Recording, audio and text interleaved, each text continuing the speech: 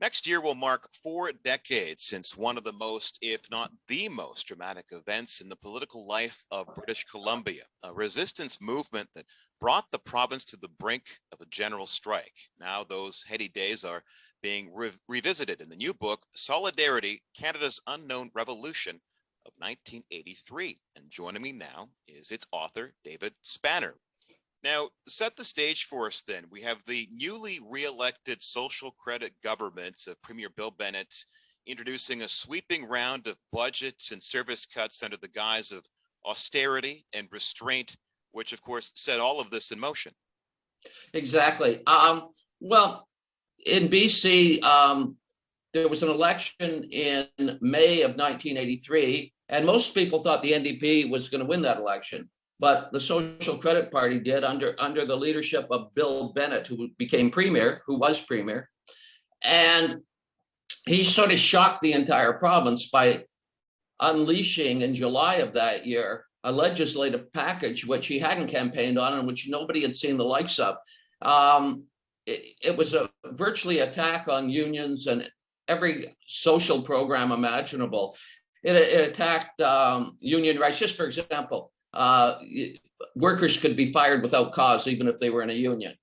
Women's organizations lost their funding, sweeping attack on women's organizations.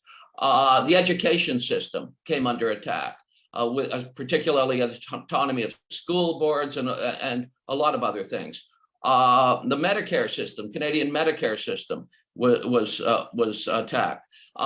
You could go on and on. The environmental legislation was removed.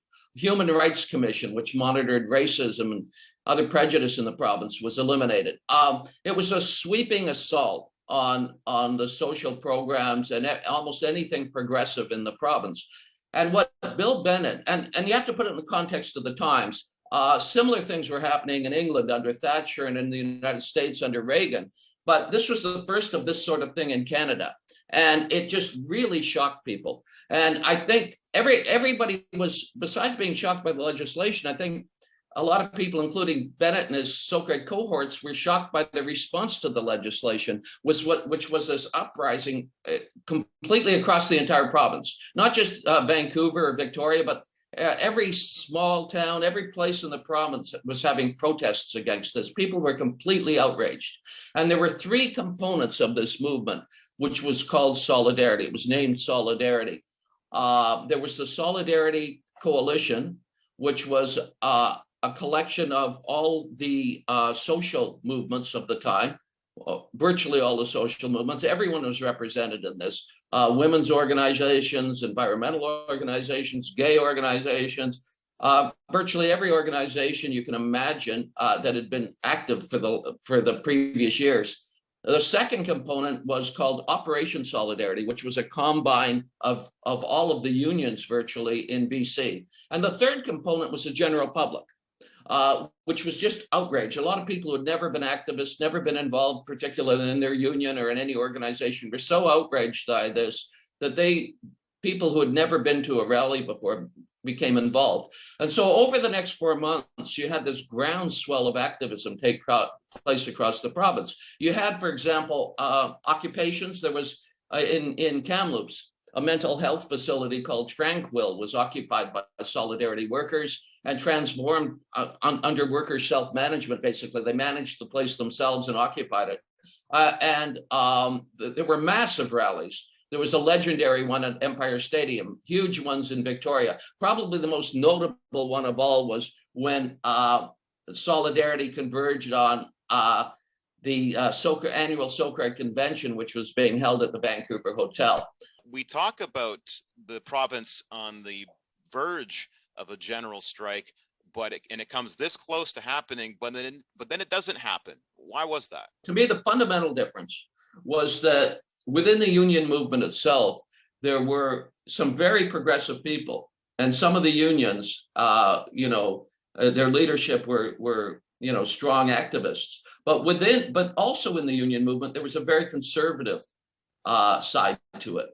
And what happened was all the activism I've been describing was, building, there was an end game that had emerged. And the end game was an all-out general strike, which had been done throughout the last couple of centuries, particularly in the early 20th century, the 1800s. There had been, for example, 1919, there were notable general strikes in Winnipeg and Seattle.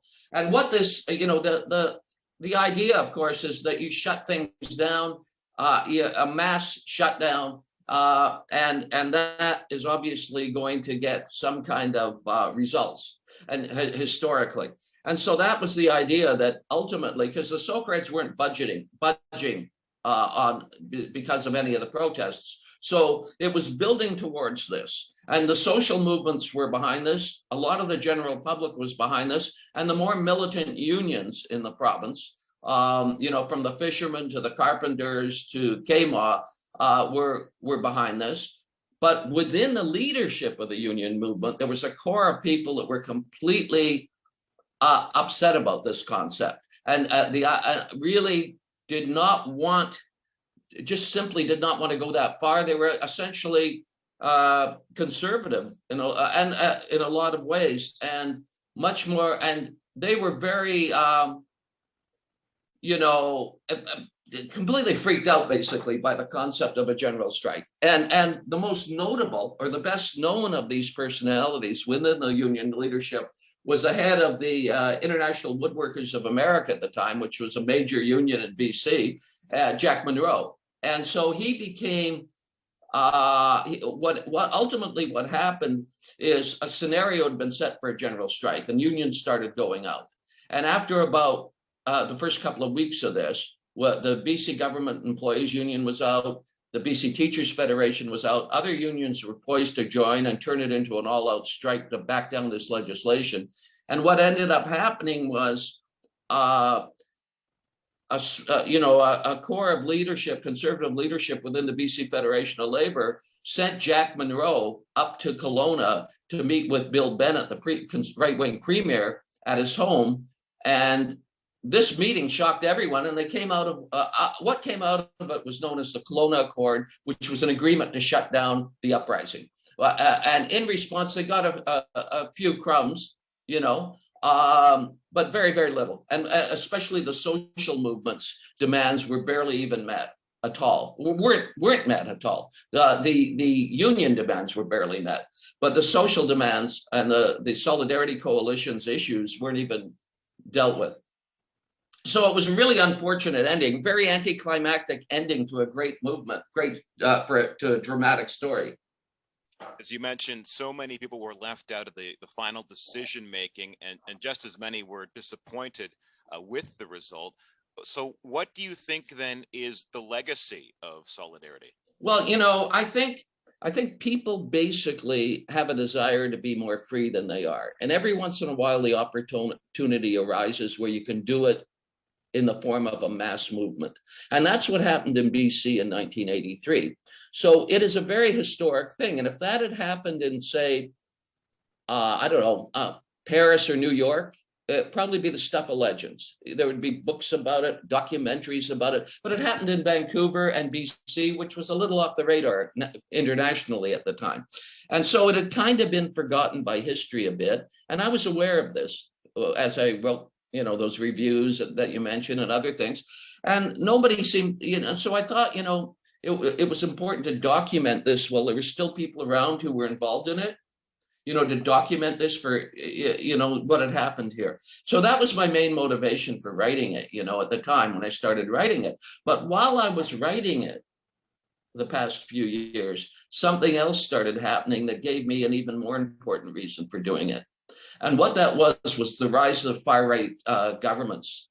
And I'm not just talking about Trumpism, I'm talking about, everything from Hungary to Brazil.